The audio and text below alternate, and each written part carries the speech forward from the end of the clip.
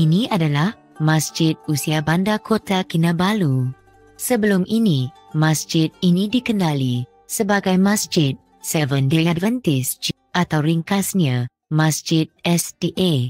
Masjid ini juga dikenali sebagai Masjid Cina kerana telah dikaitkan dengan masyarakat Islam daripada kalangan kaum Cina Shantung.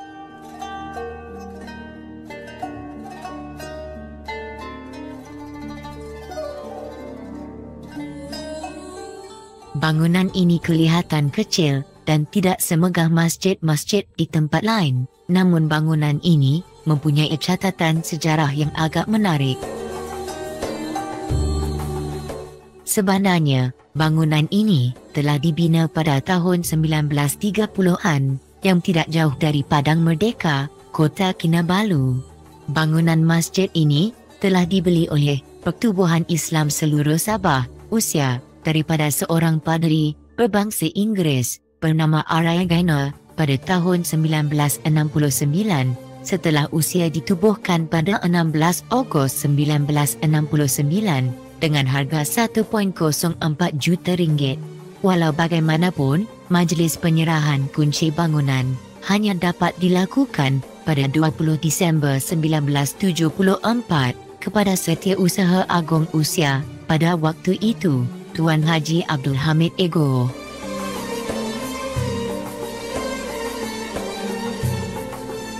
Berikutan itu, maka azan Maghrib kali pertama dikumandang di masjid ini pada hari yang sama. Allahu Akbar, Allahu Akbar, Allahu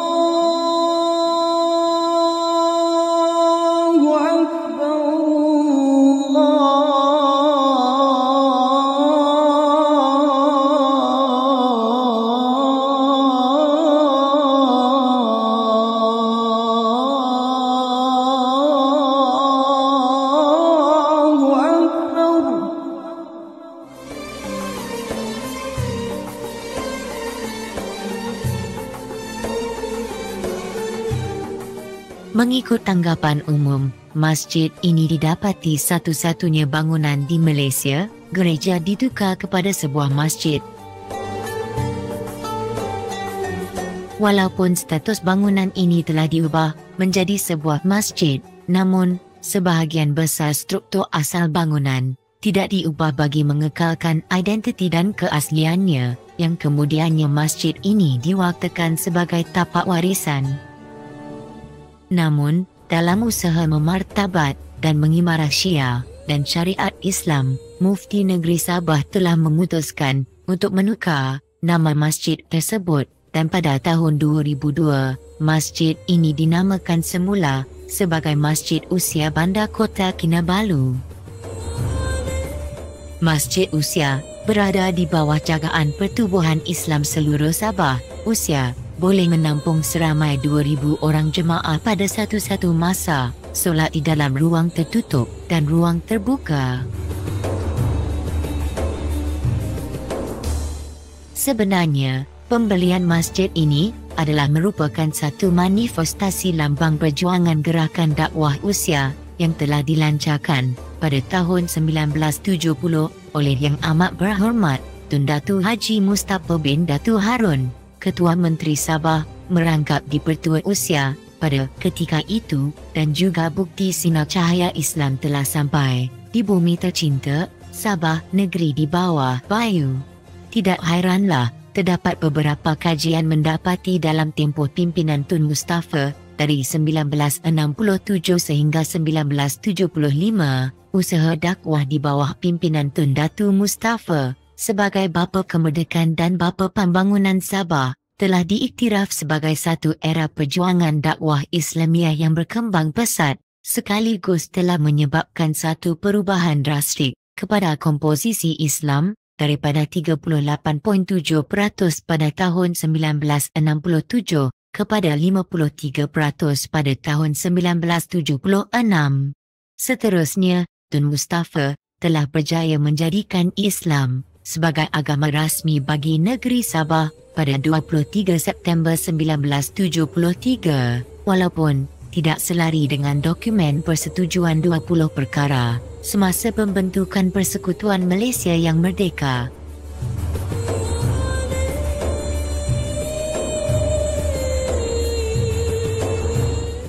Untuk mengimbau sejarah perjuangan gerakan dakwah Islam di bawah pimpinan Tun Mustafa sebenarnya adalah didasari kepada data-data berkaitan dengan pengaruh-pengaruh agama yang bertapak di negeri Sabah, khususnya Islam dan Kristian, yang sememang wujud pelbagai cabaran terutama kepada pihak yang tidak sealiran fahaman dan kepercayaan dan persamaan dengan warisan semenjak era penjajahan lagi.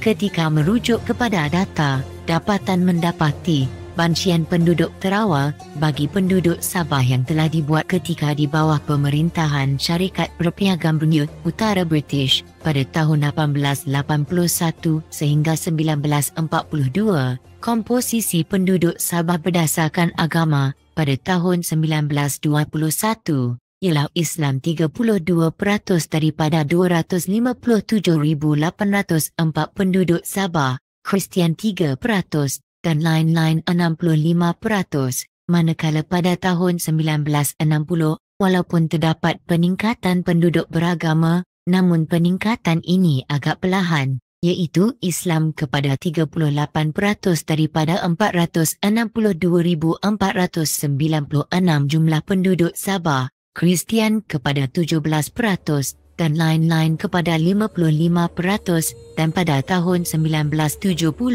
sebanyak 40% Islam daripada 651,304 orang penduduk Sabah.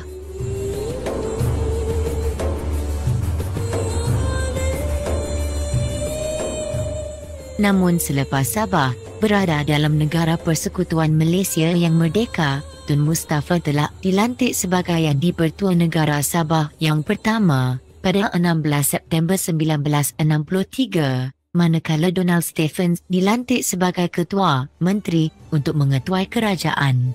Komposisi Kabinet pertama adalah dianggotai sebanyak 6 orang daripada 9 bilangan Kabinet adalah bukan beragama Islam.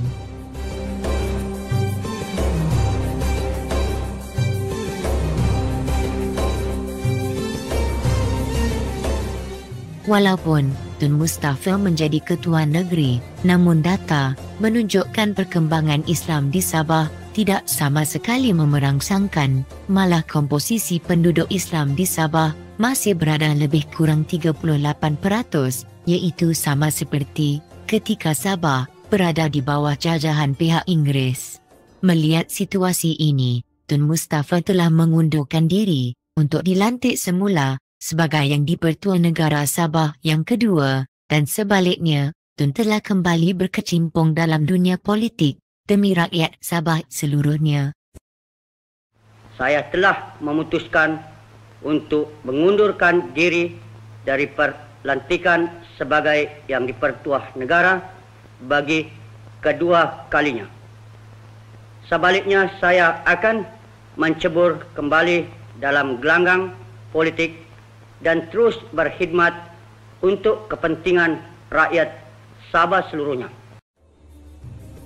Setelah Tun Mustafa dilantik menjadi Ketua Menteri Sabah yang ketiga, Tun Mustafa telah merangka satu perancangan strategik demi menjaga kepentingan jangka panjang bagi Islam di negeri Sabah dengan dukungan kuat daripada para pemimpin-pemimpin utama 3 pertubuhan Islam yang ditubuhkan sebelum merdeka, seperti Persatuan Islam Tawau yang diasaskan oleh Datuk Seri Panglima Haji Abu Bakar Titingan Damsani pada tahun 1955, Persatuan Islam Pudatan yang diasaskan oleh Datuk Haji Awang Sahari Abdul Latif pada 15 Oktober 1959, dan Persatuan Islam Sabah yang diasaskan oleh Tuan Haji Yusof Syamsuddin pada 1960. Ketiga-tiga pertubuhan ini telah sepakat untuk bergabung dan mengambil inisiatif untuk mengadakan perjumpaan dengan Tun Mustafa di rumahnya di Tanjung Aru pada tahun 1968. Hasil perjumpaan itu maka satu kongres selama 2 hari telah diadakan pada 16 Ogos 1969, akhirnya melahirkan satu resolusi untuk mendaftarkan satu pertubuhan yang lebih besar yang dikenali sebagai Pertubuhan Islam Seluruh Sabah atau USIA pada 10 Oktober 1969, dan Tun Datu Mustafa bin Datu Harun telah dipilih sebagai yang dipertua USIA yang pertama. Dalam usaha mencapai misi penubuhan USIA, maka USIA telah mula melancarkan gerakan dakwah secara besar-besaran ke seluruh negeri Sabah pada tahun 1970 dengan sasaran utama ialah para pemimpin utama kaum dan etnik. Antara pemimpin-pemimpin kaum yang menjadi mualaf ialah Tun Donald Stephens dan Rani Gilong pada 5 Januari 1971. Selepas itu ramai menjadi mualaf daripada pemimpin-pemimpin parti kerajaan, pegawai-pegawai tinggi kerajaan, saudagar-saudagar peniaga besar, wartawan dan ribuan rakyat daripada pelbagai suku kaum mula menerima dan memeluk Islam.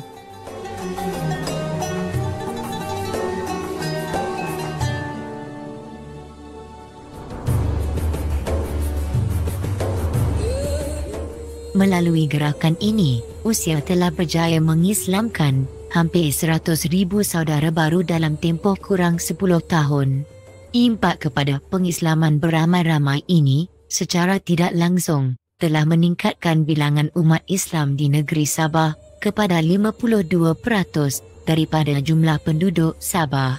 Turut meningkat ialah bilangan ahli Dewan Undangan Negeri Sabah yang beragama Islam telah mencapai kepada 2/3 majoriti.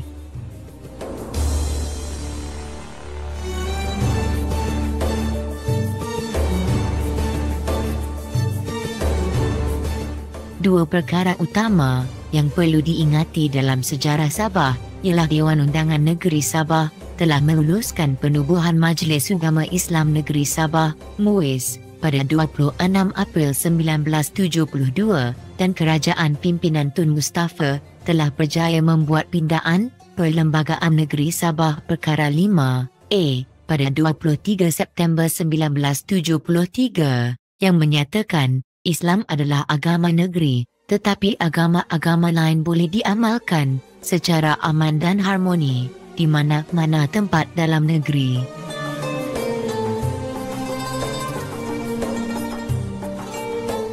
Setelah tertubuhnya MUIS, pihak kerajaan telah melantik Datuk Seri Panglima Haji Abu Bakar Titingan bin Damsani sebagai yang dipertua MUIS yang pertama. Datuk Abu Bakar Titingan itu kami punya bos, orang paling baik.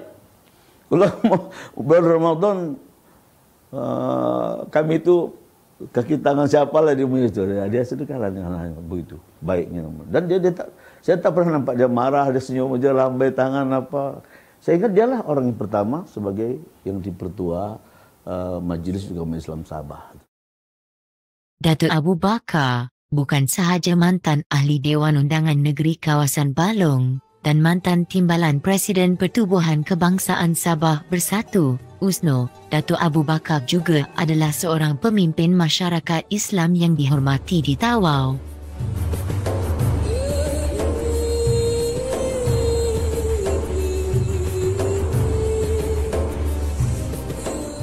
Demi kelangsungan dan perjuangan gerakan dakwah Islamiyah di Sabah, kerajaan telah membawa masuk para pendakwah dari dalam dan luar negeri.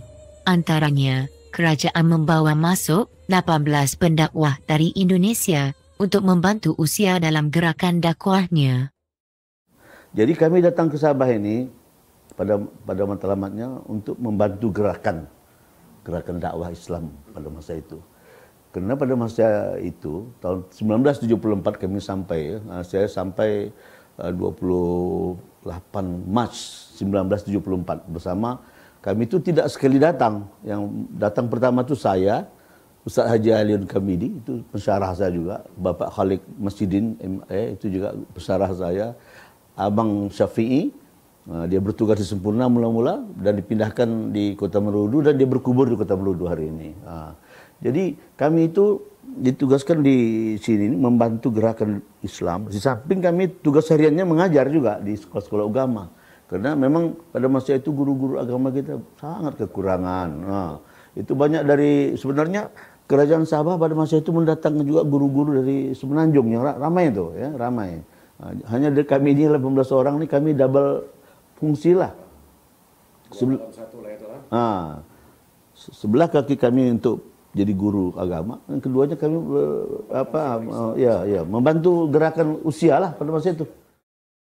Gerakan pengislaman usia tahun 1974, ayah saya juga terlibat sama untuk mengislamkan seramai 500 orang berbangsa Rungus di Kampung Bongkol, daerah Pitas. Ketika gerakan pengislaman pada waktu itu, saya masih kecil dalam tahun era 70-an. Dan pada waktu itu saya hanya mengikuti rombongan keluarga saya yang terlibat dalam program pengislaman beramai-ramai yang diadakan di Padang Bandaran SMK Mat Salih, yaitu di Ranau pada waktu itu. Sesungguhnya, jika ditinjau daripada aspek sejarah gerakan dakwah di Sabah, penubuhan Majlis Islam Negeri Sabah dan pindaan Perlembagaan Negeri Sabah Perkara 5A, serta penukaran sebuah bangunan gereja kepada sebuah masjid, sebenarnya merupakan lambang dan kemuncak perjuangan gerakan dakwah pertubuhan Islam seluruh Sabah demi memutabat dan menegakkan Syiah dan syariat Islam di Sabah, negeri di bawah Bayu, sepanjang Tun Mustafa memerintah, bermula pada 11 Mei 1967 dan berakhir pada 31 Oktober 1975. Namun, perlu diingat oleh generasi kini bahawa sejarah akan menjadi nostalgia semata-mata jika hanya tahu memuji perjuangan masa lampau, tetapi leka untuk meneruskan perjuang sesuci ini. Ketahuilah, untuk mendepani masa depan dengan harapan menuju lebih baik adalah sebenarnya semua bergantung bagaimana manusia itu bertindak. Tahu mengharap semata-mata tidak akan membawa ummah lebih baik. Ibarat ku sangka panas hingga ke petang, rupanya hujan di tengah hari. Dari itu, sesungguhnya manusia itu dalam kerugian, kecuali orang-orang yang beriman dan beramal soleh, dan mereka pula berpesan-pesan dengan kebenaran serta berpesan-pesan dengan sabar ke arah mencapai pembinaan peradaban ummah yang dirahmati dan diredai Allah. Amin. Ya Rabbul Alamin.